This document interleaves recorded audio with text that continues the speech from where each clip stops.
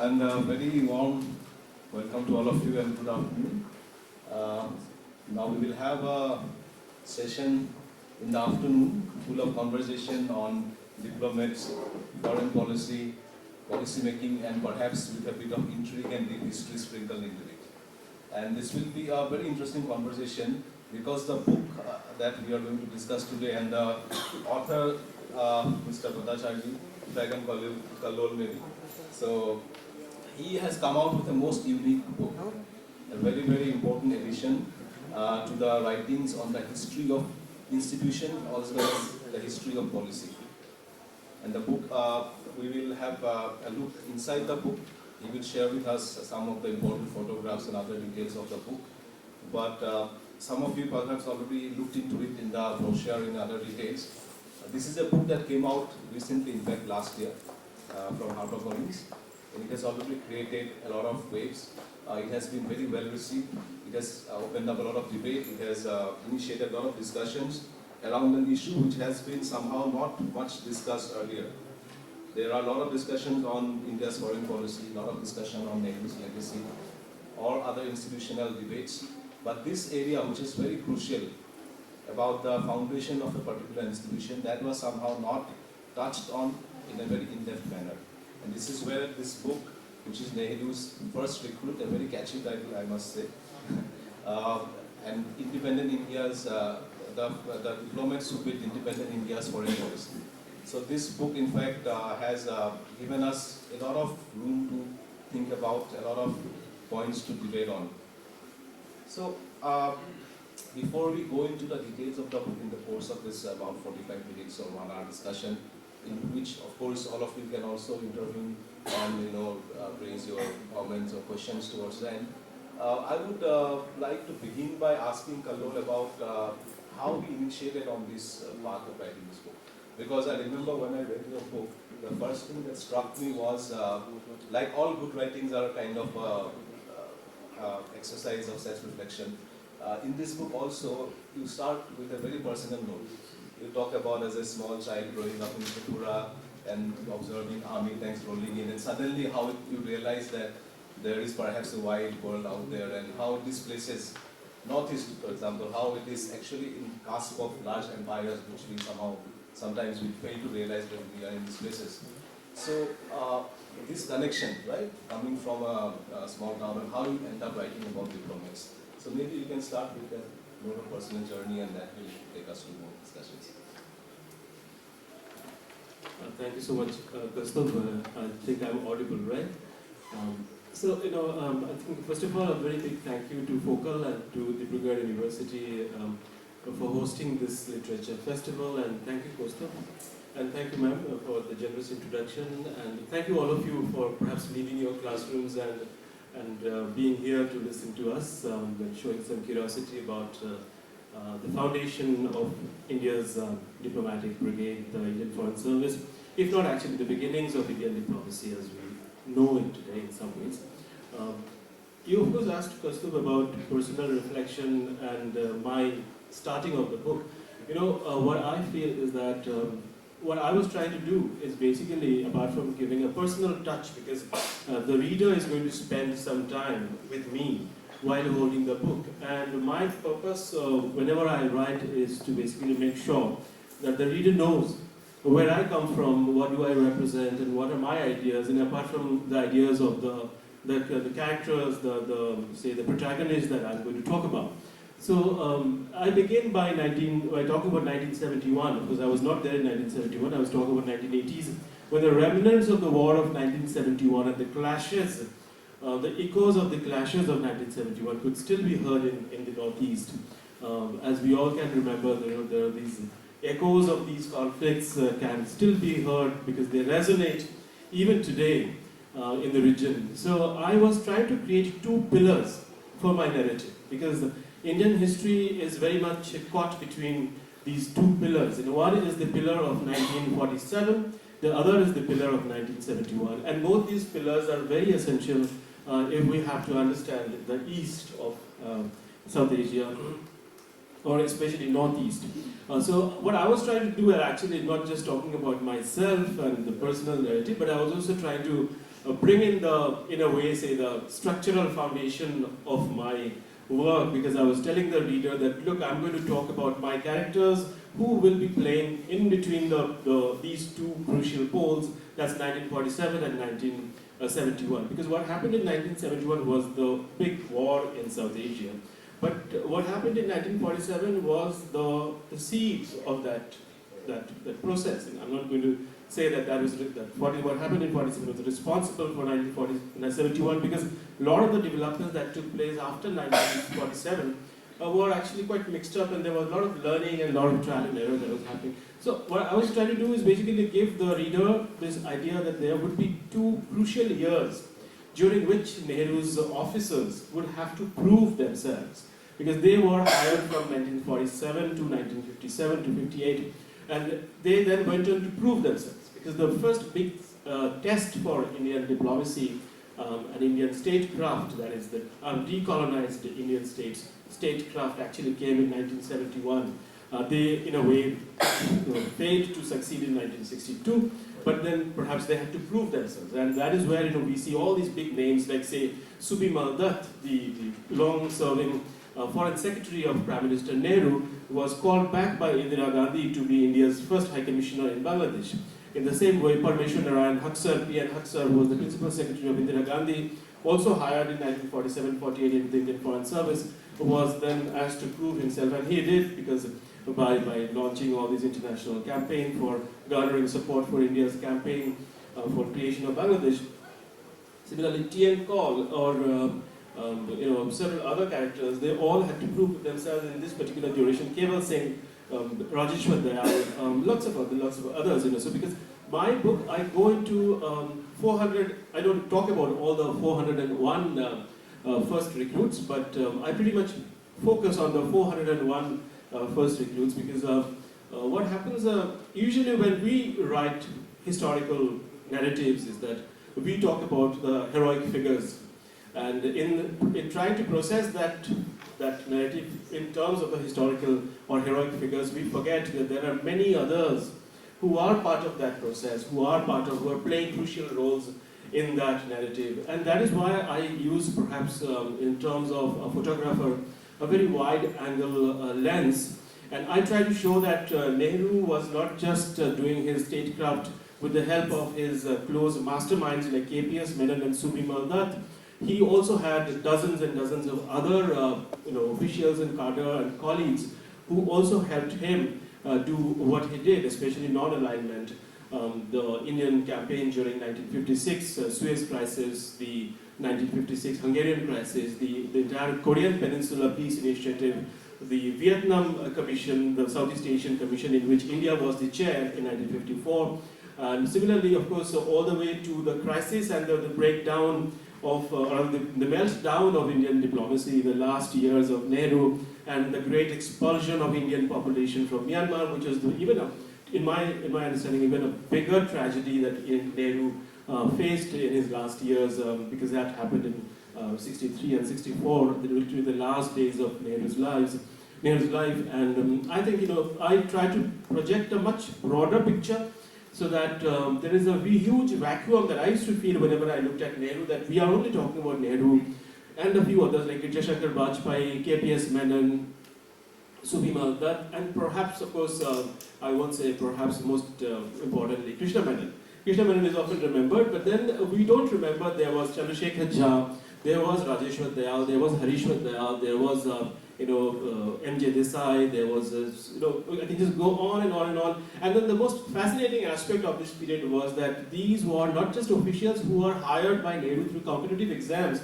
Even Amitabh Bachchan's father, Harivansh Rai Bachchan, was basically an IFSB officer that made him a diplomat, though he did not really indulge in diplomacy, but he did work as a Hindi teacher in the Ministry of External Affairs. And Amitabh Bachchan's father left a very rich autobiography in which he talks about, In the Afternoon of Time, the famous autobiography of Harivansh Rai Bachchan, where he talks about his hardships in life and his career in the Ministry of External Affairs.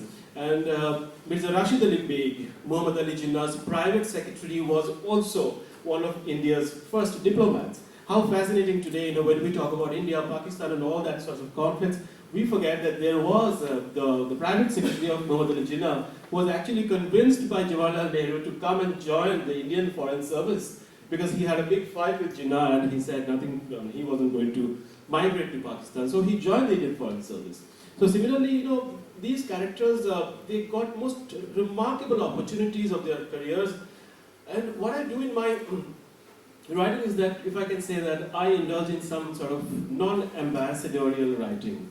I mean, you have, as it is right that you should always involve people from different walks of life, but I also, in my writing, I not just include the ambassadors, I include stenographers, I include women, especially, say, Leela Mani Naidu, who was really the first female Indian diplomat, and I bring them into focus because I find that the country was in T.C.A. Raghavan's language, the country was in the mode of innovation, and there was a spirit of innovation in the country at that time, and there was a great deal of keenness to establish something new, and we had everything that colonies worldwide had, like we had a police service, we had intelligence service, intelligence bureau existed back then, we had a political service, we had Indian civil service. What we did not have, because we were not independent, was the Indian Foreign Service. Because to establish Indian Foreign Service, you have to first of all become independent. So with independence came the idea that despite all the killings, the food crisis, and everything that was happening in India, especially India, we had the creation of the Indian Foreign Service as well. So, I mean, I take a very broad picture, broad lens, and I try to write that very broad-based, inclusive story of creation of Indian Foreign Service. And here I don't discriminate between, say, stenographers, clerks, ICS officers and police officers, and princes. There were, of course, princes and eccentric ones at that. So I write about Wilfred, the Santosham John Wilfred, who was actually a clerk, who went on to become an ambassador. So that is something that Ratwar Singh used to tell me, that really took a lot of self-confidence on the part of Jawaharlal Nehru to promote a clerk to the position of an ambassador, and he did deliver. I mean, Wilfred did deliver in that way. Yeah. I get a long answer to your short question. No, I mean, you touched on some really interesting points. And right, as you say, the two pillars very important, you said about these important years. And would it be right to say that when you read your book, first of all, it's a very interesting, it's a very excellent study also because it's kind of ethnographic also, right? You meet a lot of the surviving family members and also, in fact, the surviving diplomats themselves. So you try to, recreate the memories not only of the institution but of the people involved therein. So that makes it a very unique and important contribution in that sense. So we'll come back to this point more because when you talk about Wilfred, the case of Wilfred, I wanted to discuss more on that. But let's keep it aside for the time being. But what I wanted to know from you is that there are some discussions and this observation is there that a lot of these institutions, including the foreign policy, the evolving foreign policy of that time, it was by and large, it was almost cast in Nehru's image because he was such a tall and powerful figure at that time. Like we often talk about Nehruvian India, Nehruvian legacy. So foreign service itself was seen as something that he was very personally, carefully molding. So do you see there are also some dissidents within that and that perhaps in the later years we could observe it more, but can you see traces of that in the early years itself? Some disagreements or maybe some other positions apart from Nehru. So that debate or the dissent was it there from the very beginning? Yes, we'll talk about Nehru's letters, because you mentioned that that idea of dissent.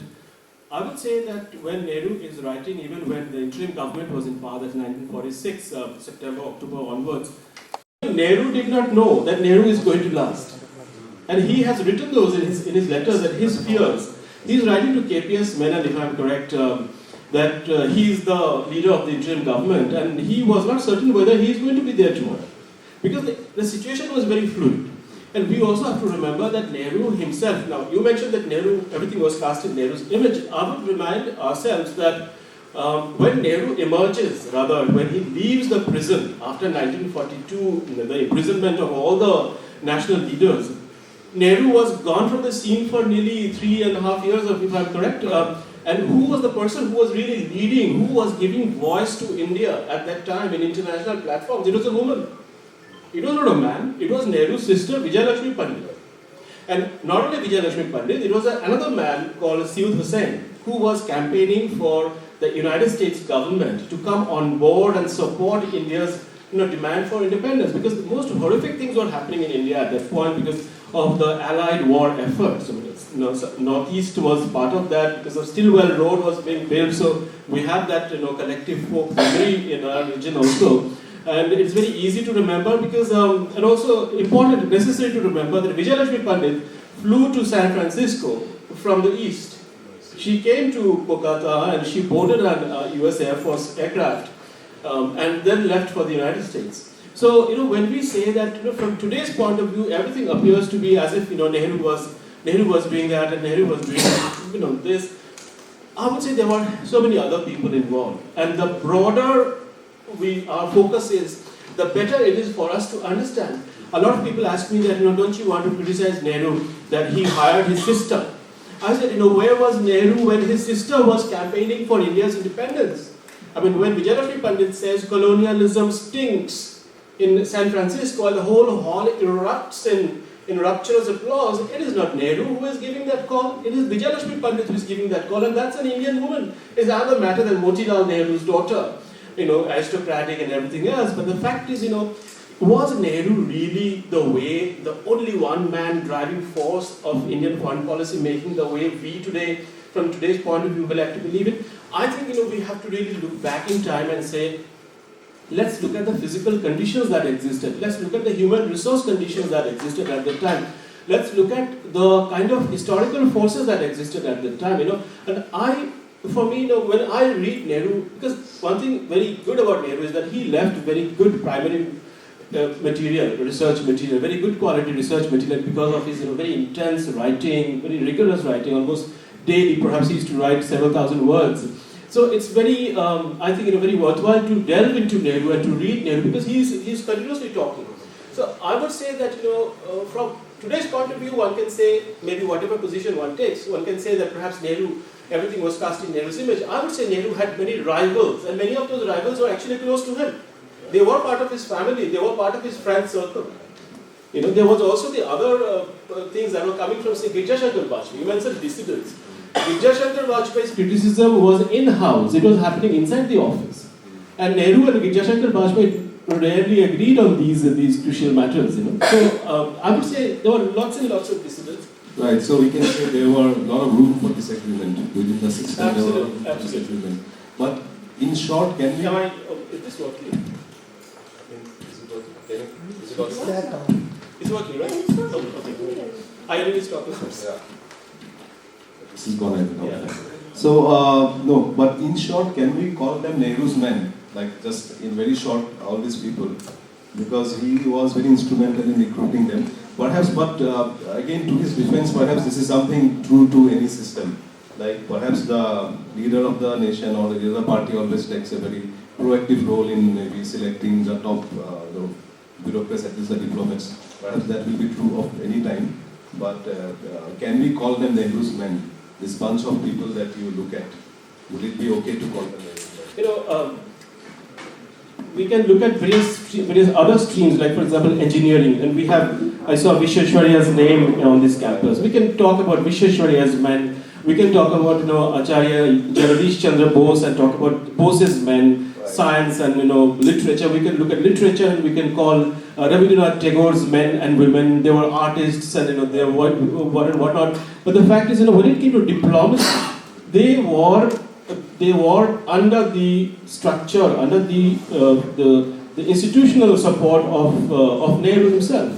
Because he was the Prime Minister who of course, the leader of the interim government in September 1946, and he set up, it was under him that the enactment happened, and from 1946 October onwards, Indian Foreign Service came to exist. So the point is, I was also asked very recently that, why have you called it Nehru's first recruits? Why didn't you call them India's first recruits? And my answer is always that, even today we have so many first recruits in so many walks of life. Like we have artificial intelligence first recruits, we have, say, IT industry first recruits, and maybe Operation Flood first recruits. But then when it comes to Indian foreign policy establishment, because establishing the establishment is the most difficult thing for a post-colonial society. Let's remember that Nehru, Gandhi and many others they were all basically rebels.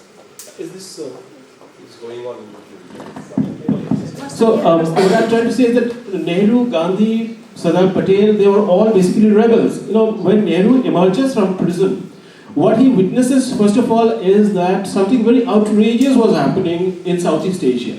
Indonesia, which had basically been freed by the Japanese, suddenly was losing its freedom. And what was the way that Indonesia was losing its freedom? The British government was basically sending the Indian troops and the Nepali Gurkhas to Indonesia to go and suppress the Indonesian freedom struggle. And Nehru said, what is this going on? Because we thought you were leaving. And then they turned around and said, well, we have won the big war in Europe, so we were not really so committed. So everyone had this doubt that, are they really going to leave? Was freedom really going to come? So the point is, we don't know, even today, the British would have really left India in 1947 unless they were confronted by certain developments also back home. So, if you really ask me, I would say that the foreign policy establishment at that time, Nehru's angry speeches of 1945 and 46, these were a bunch of rebels. And the way that they came around and then decided to create an establishment for a modern state required a lot of change of temperament. They were also forced to give up their revolutionary fervor because most of them were around 60 by the time New India was formed. And therefore, I think, it really is Nehru, and of course, as I keep talking about the masterminds, Krishna Menon, KPS Menon, and Subimal Dutt, just 4 or 5 of them, and of course, Girija Shankar Bajpayee. But at the end of it, even Girija Shankar Bajpayee used to bow to Nehru's wishes. So I would say that I really would have no hesitation in calling them Nehru's first recruits, because otherwise I would have perhaps held 1 or 2 persons as more gifted in that field. But the other person who was also prolific, that is Subhash Chandra Bose, he practiced his foreign policy in a different way and it did not succeed. It was a very, very grave disaster for him personally. So I would look at mostly men, but also a few women. And I go into the fact that the women here perhaps can talk about it later, that he also was in some way conservative. Nehru was not an out-and-out liberal as some people like to think of him today. He told Mira Ishadas Malik that, why do you want to go to China? You are a young woman, go to London because that's a better option for you. So she rejected, saying that, no, I want to go to China because that is what I have decided. So I think when it comes to the creation of the establishment, it was done by Pandit Nehru. So I think it is fair. And we also have to be fair as chroniclers of history. Absolutely, point taken. Moving on from Nehru, otherwise it will be a very Nehru-centric discussion because that's a very, very wide and very kind of an engaging topic. Your book, what I also liked is that it also throws up some very important snippets and insights into the very nature of our bureaucratic system or policy-making system. 2 things I can think of here. One thing you just mentioned, in fact, is the question of women. That there seems to have been this rule that once people are married, women are married, they cannot continue in the service. Some very archaic rule was there. So that is very interesting to know that our kind of foreign services at one point had this very, I don't know what was the justification, maybe you can tell us, but they had this rule at one point. So that's a very interesting insight from that point of view, from equal workspace and rights of women, that point of view. And the other one is that you talk about how there were many people recruited from different fields without them clearing the examination and all that. And that is something I think in later years also that's the practice we nowadays call it lateral entry.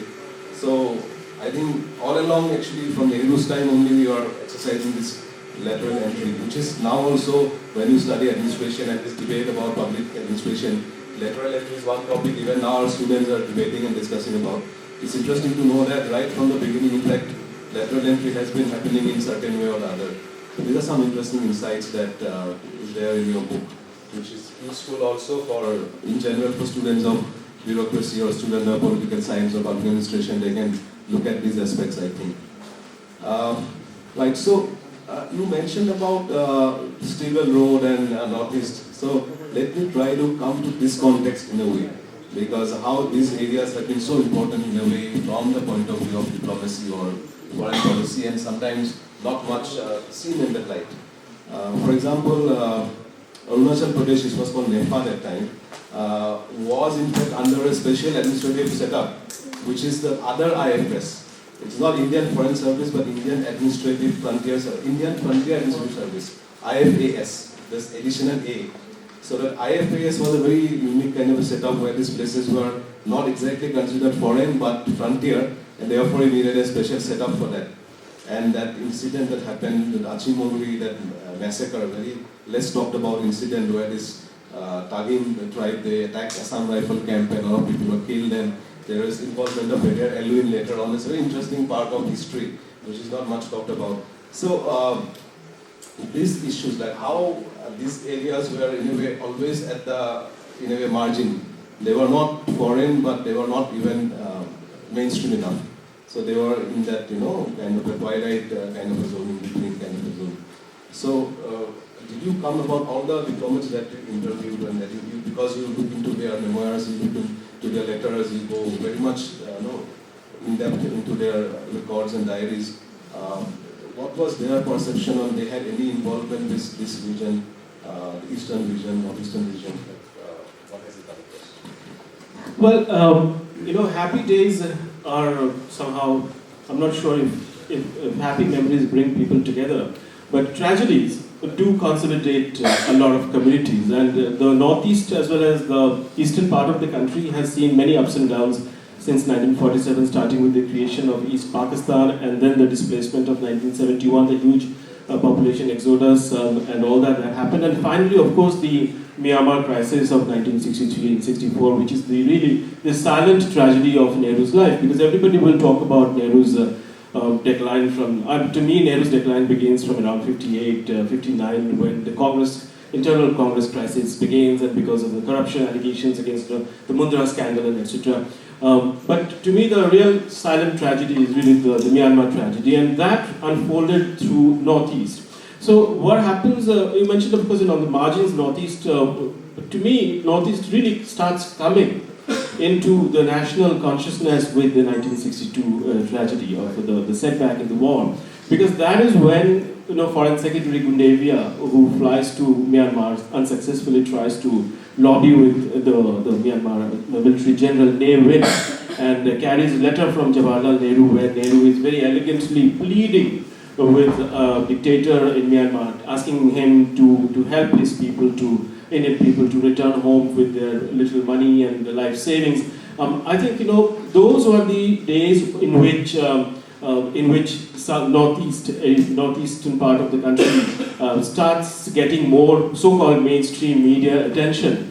And I have also gone into this very interesting development that took place in February 1962, that there was at that time a very unknown, relatively unknown Pakistani political leader.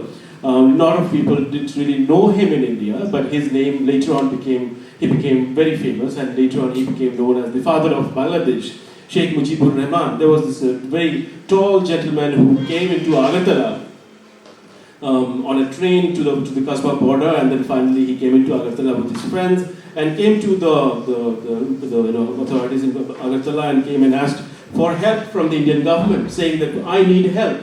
And the Indian government heard him very cautiously, quietly, but did not really do much at that time. But then, as the Chinese aggression happened in 1962 onwards, a lot of developments started happening, and then the border in East Pakistan actually became active.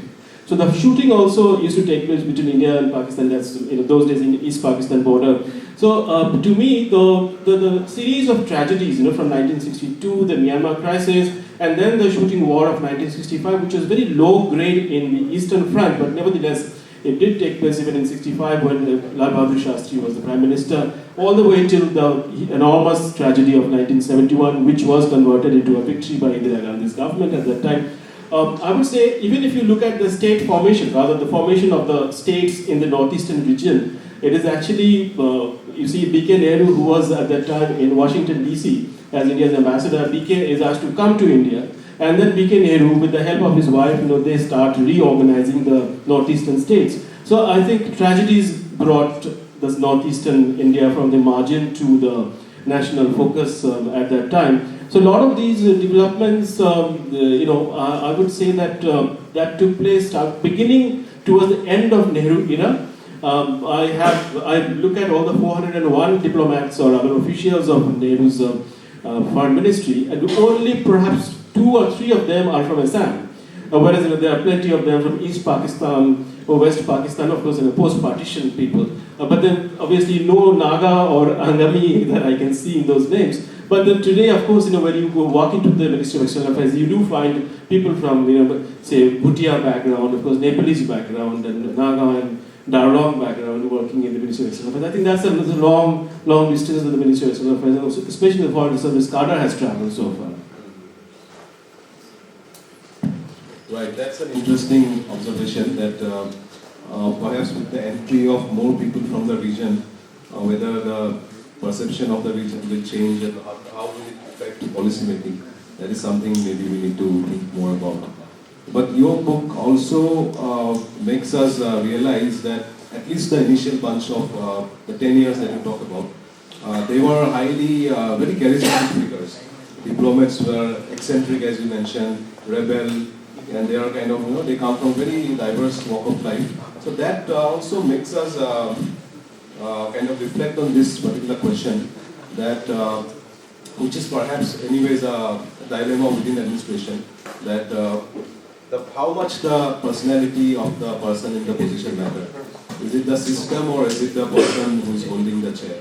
Because from your observation, it seems Nehru or the policymakers or the leaders of that era, they were in a way very flexible, so to say. They wanted people from different walks of life and they wanted deliverables. They wanted things to be delivered, so they did not mind people coming from some eccentricity with some streak of madness, so to say. So it has it proved to be a winning bargain, like it paid off? Or you can say, because 62 debacle, there are a lot of debates on that.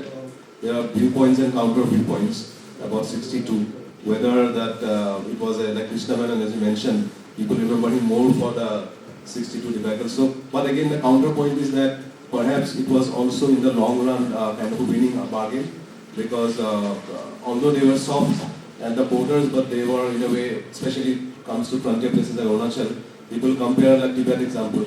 Although Tibet was so-called successfully occupied, but the resentment in Tibet and in northeast frontier, although the security-wise it was kind of soft approach, like the incident, Achimoglu incident that I mentioned, there was no military retaliation. That Rustamji was the thing here, the person apparently he convinced Nehru that we should not, Nehru was in fact willing to deploy air force and now aerial bombing and all that. But he apparently told him that, it's better like we soft on this, let's take it in a judicious way. And they were given very soft punishment. They were all out in 3-4 years, and in fact, Elvin, as I mentioned, in fact intervened, and they were kept in a prison which was in somewhere in Bengal or Bihar. And Elvin said that these are very warm places, so let's shift them to some cooler. So they were kept in like all those interventions, which, as I said, there are 2 viewpoints. Some people would say that because of all this, the military build-up was not much, and this is the reason why 62 debacle happened. But the counterpoint is that people say that those created a goodwill towards the state, and this is in the long run, which is more kind of beneficial kind of a thing. So how do you look at it? Yeah, of course. You see, the situation from 1947 to 1962 really changed drastically. So when we are looking at 1946, 47 to 48, the full period that when the Indian Foreign Service really begins, that is when the Indian post-colonial state is basically taking roots. So what was happening was that actually I asked one of my Foreign Service officers who is written in the book, that's Dilip Kamtekar. He came from Baroda, and Dilip Kamtekar's son taught in JNU, the history department for many years, Indivar Kamtekar. So Indivar Kamtekar came up with this term which I used in my book, and he refers to this term called concealment of continuity. So it is like the colonial state was a villain. The colonial state was hated. But then there were elements in the colonial state that had to be utilized to the modern Indian state's advantage. And that is what Nehru and others were trying to do when they hired, say, for example, the prince from the estate of Kota Sangani, or Surender Singh from the Ali Rajpur princely state, And both these people were absolute disasters because later on in the 1970s, they created all sorts of diplomatic incidents for the government of India. I mean, Kota Sangani opposed the Vietnam position of India, and Ali Rajpur, he actually rebelled against Indira Gandhi and issued a press release and all those things. So, I mean, the situation and the circumstances in which these princely figures were inducted into the Indian Foreign Service was one thing, but situations, the conditions change. That is, of course, my first submission. The second, of course, is that not always princes were hired into the Indian Foreign Service through just a matter of nomination and appointment, because they were also inducted through the competitive examination. And Mr. Natwar Singh, who was actually from I won't call him a prince, but he was from an aristocratic family from Bharatpur. He had to appear in the competitive examination and then join the Indian Foreign Service. So there are these various stages of, I would say, absorbing the former ruler or ruling class into the project of state building in the post-colonial circumstances in South Asia, especially in New Delhi. So these are various circumstances in which it happened. So I won't really say that these people were responsible for what happened in 1962, because say whether it is these princes, as I mentioned, Narendra Singh of Sarela, they were not really in that position of influencing the larger decision-making process in any ways. So it was a trial and error case which they carried on in 46 to 48, because they had given that promise to the local leaders, even to rebels and freedom fighters, so that these people would be incorporated into the newly created Indian Foreign Service. Right. I mean, this was quite a fascinating period, so to say, because as you say, it was the very period where this foundation of the new republic was setting in, and they were this interesting bunch. I remember you also mentioned about this particular person whose son becomes later a very famous Maoist leader.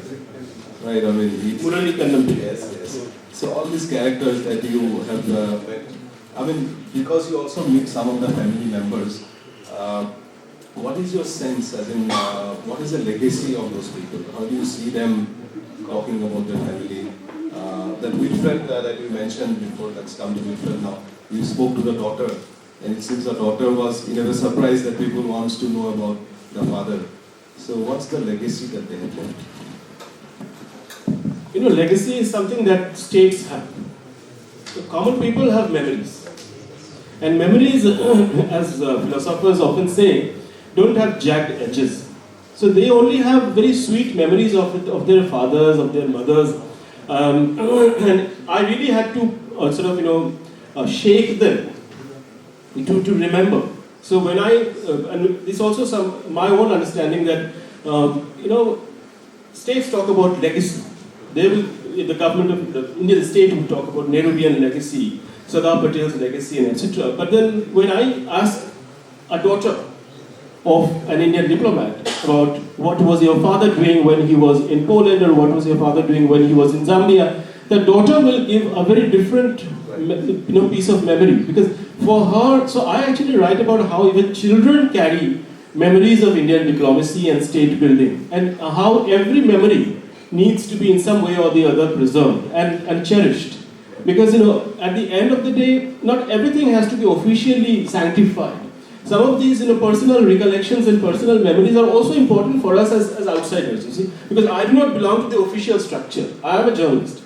And I am an outsider. I document history in the way that I feel should be documented. Because you said about my personal take on it. I said, as a human being, as an Indian citizen, I must understand what is my country's history. I must understand what is my state's history. Where does the state begin? Where is its regional impulses and strategic outlook, etc., etc. So, you mentioned, of course, Satosham John Wilfred's daughter. So I would talk about it a little briefly for the benefit of anyone who is interested. That I started writing my book, Nehru's First Recruits, because Mr. Natwar Singh had shared with me the Directory of Indian Foreign Service, which was published for the first time in 1959. And the directory had the biodata of every Foreign Service officers for the period of 1947 to 1958. That is just for 10 years. And every biodata stands out in some way or the other because these are all very bright people, at least most of them are quite bright people. And Santosham John Wilfred's biodata begins as clerk slash office assistant. And then he progresses in the positions of political secretary, this secretary, that secretary. And it struck me that how was a clerk given these responsibilities? So I asked his daughter that, what do you remember of your father? Then she said that my father was active in the overthrow of the Rana Shahi in Nepal.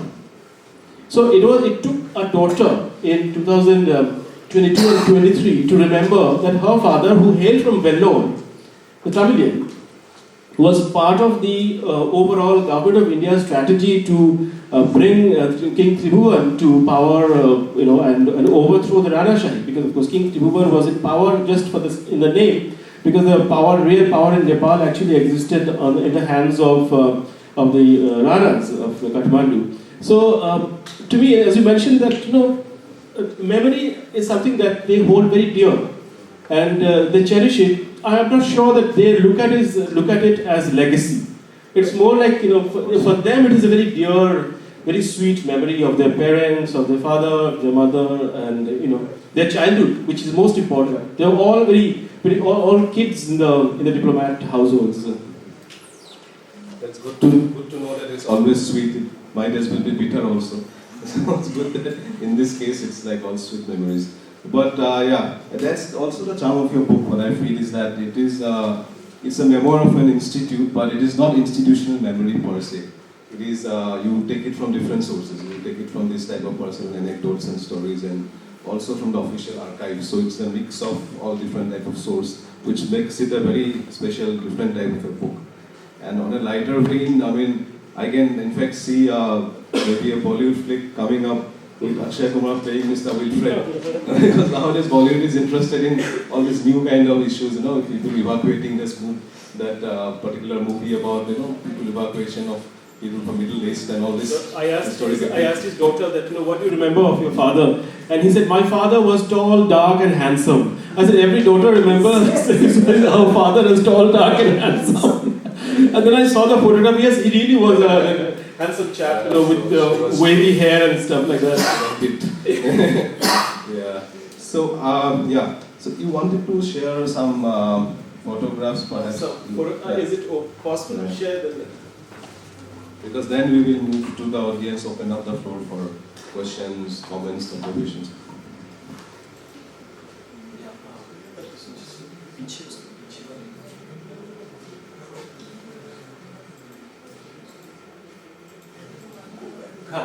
Collect with the group one.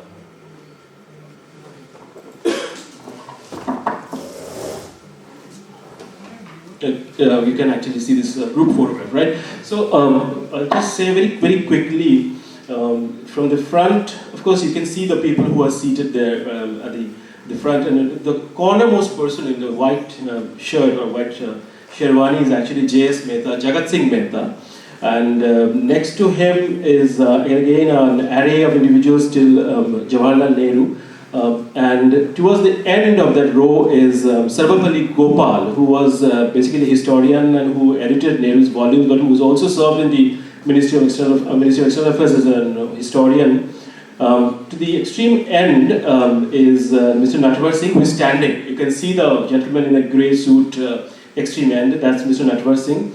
Next to him is Hejmadi, who is a very senior diplomat already by that time, and we can go on talking about them, but I won't be able to point out because I don't have a pen here, which the laser pen here, which I can show. But it also has a lot of people, including Amitabh Bachchan's father.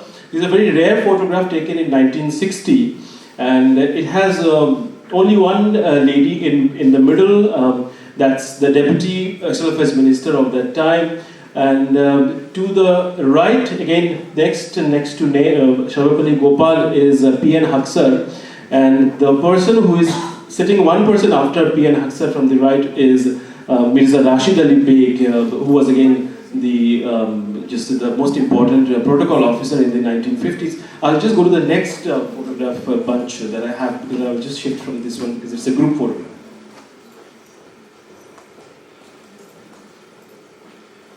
Yeah.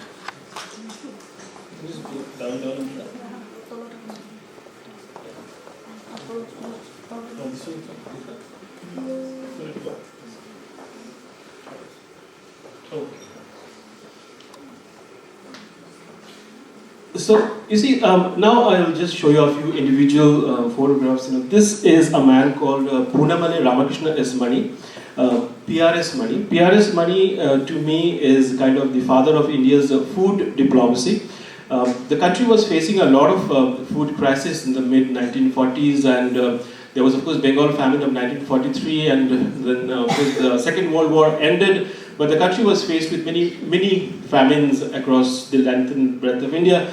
And Poonamale Ramakrishna S. Mani was a military person who joined the All India Radio subsequently and then became a full-time journalist for a brief period.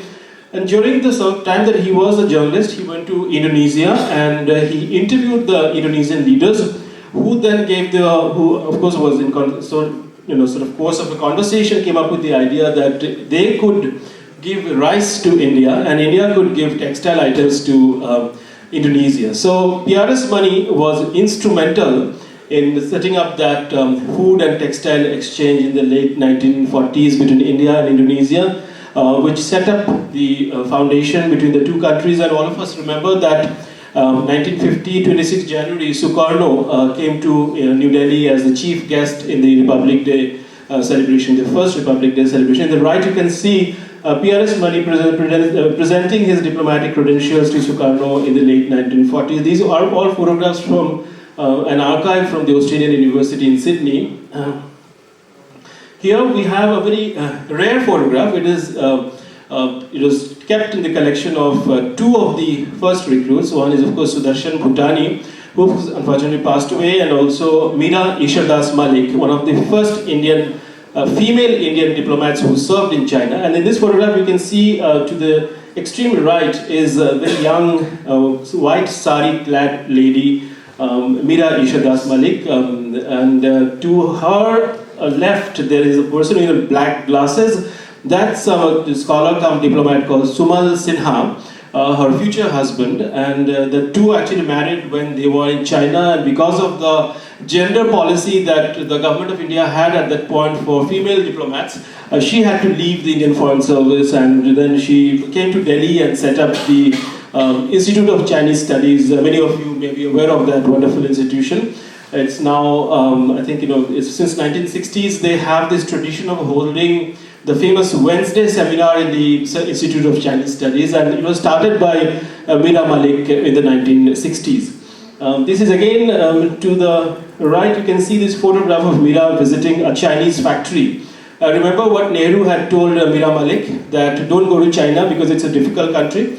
Today, of course, we can see Chinese factories as AI and everything, but look at a Chinese factory in the 1950s, and Meera Ishardas Malik visiting one of those factories, very, very basic kind of a factory, somewhere in a Chinese city. And these are again Meera Ishardas Malik's photographs shared with me by her daughter, Namita, and this is a Chinese driving license that was issued to Meera Malik, to the left. In the middle is Meera Malik with her then husband, Sumal Sinha, both were Indian diplomats. To the right, Meera visiting a Chinese monument. This one is a very special photograph from 1970. It is a photograph where you can see Indira Gandhi traveling to Mauritius with none other than her younger son, Sanjay Gandhi.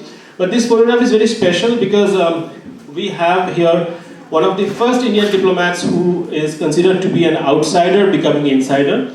That's Dilip Kamtekar. So from the right you can see the third person from the right is Dilip Kamtekar. He became Indian Foreign Service officer in 1952 and then went on to serve in many important locations including Iraq, West Germany, Mauritius, Malawi. He set up the Indian mission in Malawi in southern Africa. So very important figure in the institution, but unfortunately he never wrote any account of his service. So as a result, his memory had to be dug out from his family members, especially his son and daughter. His daughter teaches philosophy and his son used to teach in JNU till very recently history. So I interviewed both of them and I got the stories from them. Here to the left is, of course, K.M. Kannampilly, who is standing. K.M. Kannampilly was a radical, and he did not join the service through competitive examination. K.M. Kannampilly joined the service because Nehru wanted him to serve as a foreign service officer. A very interesting character, fiercely secular and inclusive in mentality. Nehru used him to deal with the Hindu-Muslim riots in Delhi. So K.M. Kannampilly joined the service, and then he went on to serve in the Vietnam Commission in the mid-1950s. And he represented India in the Vietnam Commission in the 1950s because the North and South Vietnamese, they would not prefer a Western government to be the chair. They wanted the government of India to be the chair of the commission. So that was because of our neutrality policy that we had adopted in 1947 onwards. To the right, of course, we have Jawaharlal Nehru welcoming or interacting with Chow En Lai, who is right in the middle with the flower garland.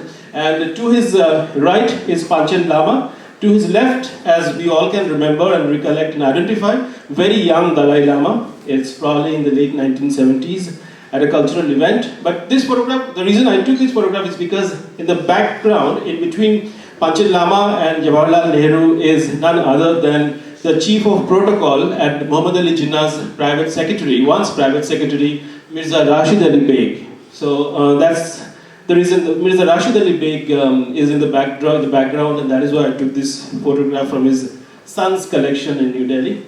Here again, Kannampilly family in Rangoon in 1953, and K.M. Kannampilly at work.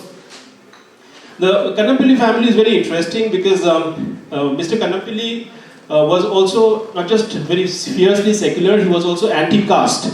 And his full name was Karunakara Menon Kannampilly, but he would never introduce himself as Karunakara Menon because Menon would give out his caste identity. So he would always insist on telling everyone, I am Kannampilly. So everybody would say, what is I am Kannampilly? So he would say, well, I am K.M. Kannampilly, Karunakara Menon Kannampilly. But then his family, of course, you can see his interesting careers that his sons also chose. One of his sons became a Naxal leader.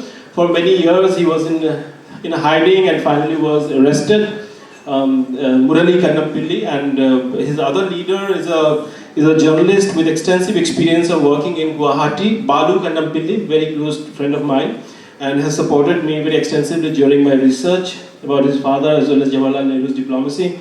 Kannampilly in Beijing and Kannampilly with his wife K. Madhavi in Jakarta, which was his last posting, and he retired I think by late 1960s because he was one of those people who had joined the Indian Foreign Service in their mid-career by the late 1940s. Again Kannampilly here. Here we again have Nehru with Mirza Rashid Ali Beg, and of course we have Chow En Lai talking to dignitaries in New Delhi. Again Mirza Rashid Ali Beg with his daughter, and his wife to the right, to Nehru's left actually, is Tara Beg. Even today when we look at the protocol division's practices, you will find that whoever comes to India, whether it's a sort of a celebration like G20 or a bilateral visit, Delhi is decorated with flowers and with all sorts of decorative items on the chaurahas and all that. These were all innovations created during the time of Mirza Rashid Ali Beg, and very often the credit is given to Mirza Rashid Ali Beg's wife Tara Beg as the mind behind that. And of course here we have Sarvapalli Radhakrishnan with Mirza Rashid Ali Beg and Nehru. I think this is the last of the photograph that I could include here. There is also, there is one beyond this, because I just want to show you one or two last.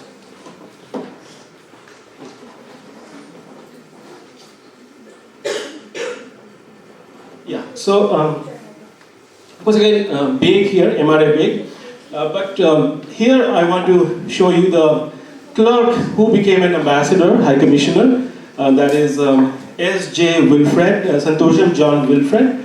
The story goes this, that Nepal was really restive and India was sending fresh group of officers to Kathmandu in the embassy of India in Kathmandu. And the great freedom fighter comes Zamindar Chandesh Prasad Narayan Singh. Sir C.P.N. Singh was the Indian ambassador. And the South Bloc sent a note saying that the next officer who is being dispatched to the Kathmandu Indian embassy was to be Santosham John Wilfred. So Sir C.P.N. Singh wrote back saying that since Nepal is a Hindu country, so we can't really take the risk of receiving a Christian officer. So Nehru wrote back, and his daughter remembered this to me, saying that Wilfred must go. And therefore Wilfred went to Nepal and he started his diplomatic career as a very, first secretary level political officer. And in this photograph, which is a very important photograph because you see an African leader to his right. And that African leader is no one else but a man that many of you will remember, that's Kenneth Kaunda, the Zambian leader. It was during Santosham John Wilfred's time that Kenneth Kaunda proposed that since his country has now become free, he would like to take control of the copper trade with India. And therefore India-Zambia copper trade started. And as a token of appreciation to Wilfred, Kenneth Kaunda gifted a very small copper table to Santosham John Wilfred, and his daughter told me that she still has that copper table in her house in Bangalore. So you can imagine how people carry their little bits of Indian diplomatic history at home. Here again, Santosham John Wilfred with his daughter Shanti in Salisbury, Harare, and here is a photograph of that letter from Indira Gandhi, because Indira Gandhi had visited the Wilfreds when she went abroad in 1964. It was, I think, the time when she was the information broadcasting minister in the Shastri cabinet. Here, of course, we have Indira Gandhi visiting Santosham John Wilfred's house in British Guyana. And to the right, we have the photograph of Chandrasekhar Jha. Chandrasekhar Jha was in the Commonwealth Department, the Ministry of External Affairs, in 1947, and he joined immediately as Nehru became Prime Minister. He rose to the position of India's ambassador to Japan when Nehru visited Japan and went to Hiroshima and Nagasaki. A very famous story of Nehru weeping on meeting the Hibakushas, the survivors of the nuclear atomic bombing in Hiroshima. And Chandrasekhar Jha actually was a witness to that. His son, Prem Shankar Jha, who is a veteran journalist in his late 80s, he shared this photograph with me, and Chandrasekhar Jha was India's foreign secretary when Prime Minister Lal Bahadur Shastri was going to Tashkent. So you can imagine the kind of responsibilities they had shouldered. This one, the very last photograph I want to show, is the photo of history of services, and this is, of course, my late friend Mr. K. Natwar Singh. It was actually during a conversation with Mr. Natwar Singh, the idea of the book came out and it actually got sharpened. And it was Mr. Natwar Singh who shared this particular directory, a very precious directory. It was published in 1959. It was conceived in 1957-58 because from the time of 1947 till 58, Indian Foreign Service turned 10 years old. And from having around 7 to 8 officers, Indian Foreign Service, after a decade, had 401 officers. Bulk of them, of course, were IFSA officers who, of course, became ambassadors in due course during the next few decades, but a good number of them were clerks, stenographers, interpreters, etc. And this is that directory that Natwar Singh had in his collection. And here in this photograph, as you can see, he is holding that directory. And he had shared that directory with me, allowed me to keep the directory for several months when I was researching. So here is K. Natwar Singh, one of the earliest Foreign Service recruits who became India's External Affairs Minister in 2004. And of course, he became a member of Parliament in 1984. A very illustrious career, I'm sure all of you know him. So that is it. Thank you. Thank you, it's really good to see glimpses of Nehru's first recruits in person. It was, I think, very interesting for all of us. And as we say, personal is political, but in this case it seems personal is international. So with that note, I think, we can open up. This one talks in a little connection. You probably know it, but Natwar Singh was also High Commissioner to Zambia and Canada. Exactly. Yeah, that's what, I mean, he was a very dear friend of Kenneth Kaunda and often talked about him. And, his personal friendship, it was not just that he was posted there. and all the way down to the non-alignment summit that he organized, for which he got Padma Bhushan. So Kenneth Gonda came, and even later on, it's 1990s, whenever he came to Delhi, he would meet Natwar Singh. So though he was out of power at that time. Yeah. I lived in Zambia for Okay. So we have about 10 to maybe 12 minutes for some audience observations, questions, comments, most of them. I'll just add to Kallol's very interesting story of. You can use this. Thank you.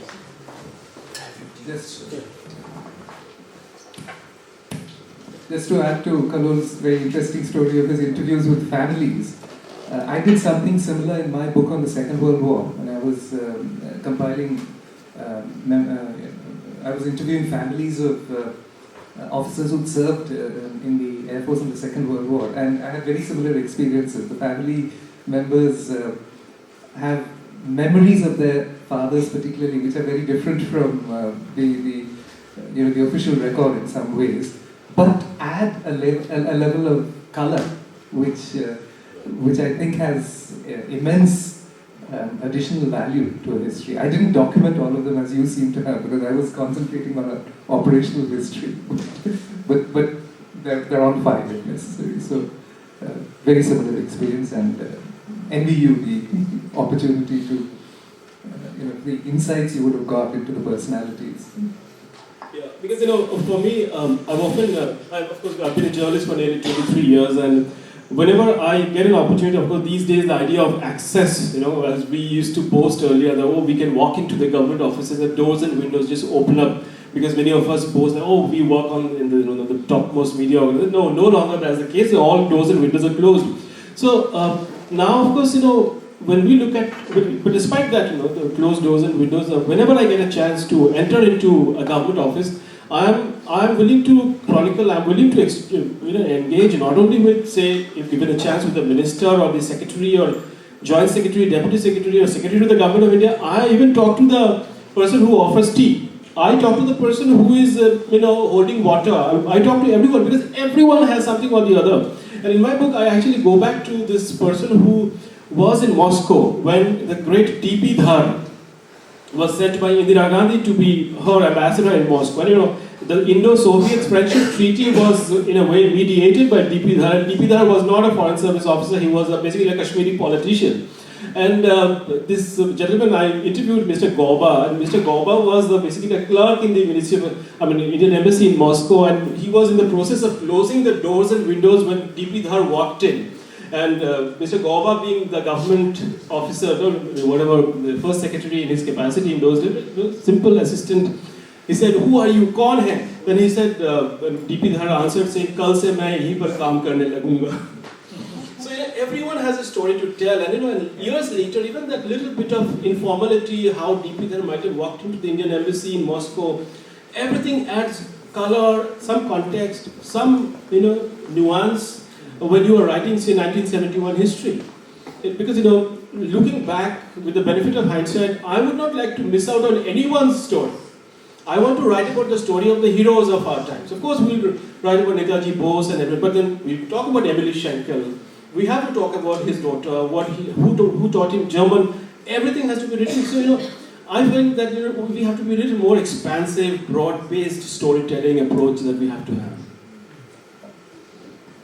From our students, if anyone has to ask something or if you have your comments or reflections on the discussion.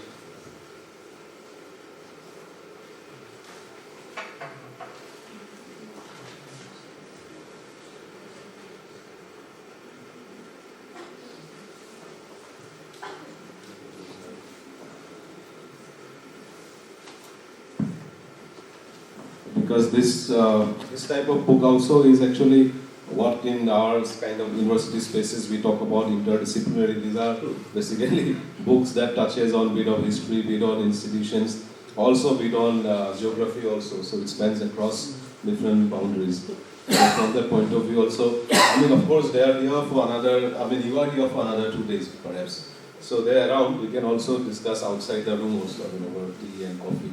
But if there is something right now, we can also raise it here. because for the other audience also. But anyways, I'll congratulate you for your I'll fine. just ask Yeah, one please, please. as a student. Yeah, absolutely.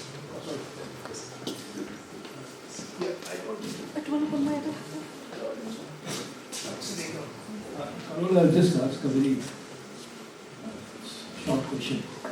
In the entire gamut of investigation, reading, inquiry, and all that took place in writing this book, what was the one specific or two specific instances where you had a, you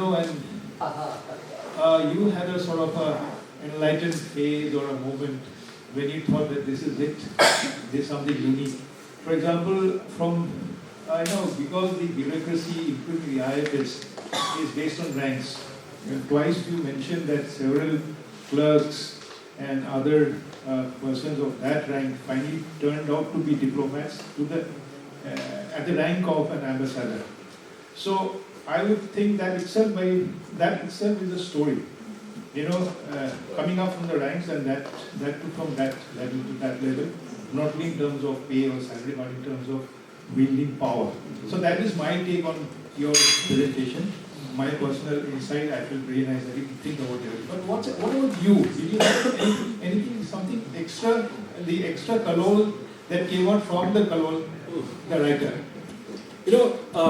Hopefully it's not a stupid question. No, it's a very important question because I often ask myself, where was the turning point? There were several occasions in course of research, because I worked during the COVID, and I started basically writing it from 2018 or 2019 onwards, and finally when the libraries shut down during COVID, that's when it struck me that perhaps libraries will never open up, and my project is finished, Because in 2020, when the libraries actually shut down in the month of March, I felt this is the end of the world, and the libraries and the universities and schools and colleges and the think tanks will never reopen, because March was like the end of the world. So there was a lot of these bottlenecks that remained in the research, and I was quite stuck at the end of nearly 2 years, I thought there are some of these very interesting characters, and one character with whom I begin the second slide of photographs. And this particular slide of photographs is a man called PRS Mani. PRS Mani, Pune Male Ramakrishna S. Mani. He was a member of the Theosophical Society in Madras, one of the friends of the great, Chennai in those days, Madras Kalakshetra. Of course, Rukmini Arundel's literary disciple was PRS Mani. And PRS Mani, just like Nehru himself, of course he was a journalist, much younger, of course, to Nehru, and he left his whole collection of documents in a university in Australia. And I wasn't able to access those documents, and I was like stuck for months because I wasn't searching, because I was obviously under so much pressure, tension and anxiety of which document to access, who to interview, the running to pillar to post, and suddenly I thought of writing to that university thinking that perhaps somebody will help me. And this professor, she very kindly showed me the correct link and etc. And she said, this is the way to approach the document. It is in public domain in case you find any difficulty. So I would say that once I got the PRS Mani papers, it really helped me string the narrative in the way that I wanted to write, and that happened from late 2022 to early 2023. So that was really a turning point for me, because the PRS Mani papers are brilliant. It's like everybody, whoever wants to study Indian foreign policy should take a look at PRS Mani papers, because he was as I said, journalist, wrote in newspapers in Free Press Journal. So PRS Mani documents was one such document that Inspired you. it really shaped the narrative, because I write the narrative in such a way that you really feel that you are entering the golden period of Nehru, and then you come down crashing because you feel that everything that Nehru had been working, including India's relation with Indonesia, was actually crashing by the time Nehru was on his deathbed. Because India's relation with Indonesia, 1950, we had Sukarno visiting Delhi, and in 1965, what happened? We all remember our embassy was looted, our Air India office was destroyed in Jakarta. Even that is a reality, that is also a historic fact, and finally, of course, we recovered India-Indonesia relation. So once I mean, I already had access to all the interviews and several other documents. Natwar Singh ji was also sharing lots of papers. His personal handwritten papers, his recollections were with me since 2011. And finally, there are occasions, in a research where you feel that this particular, because I'm talking about a series of officials, right? A series of men and women. And then, of course, I also deploy something like, studying the advertisements. Because very often in old newspapers, there are advertisements. There are recruitment notices that come. Like we don't, unless you are a government employment seeker, no one really reads employment notices.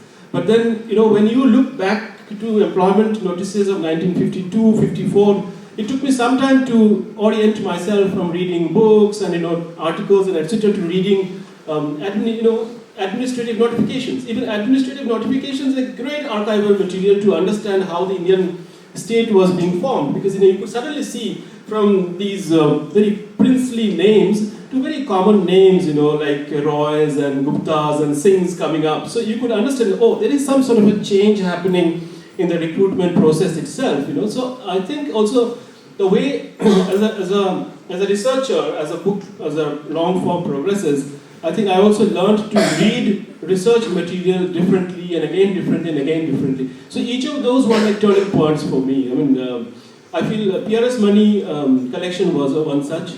But then again, reading things, reading advertisements, reading notifications, gazette notifications, and etc. Also, they taught me something or the other.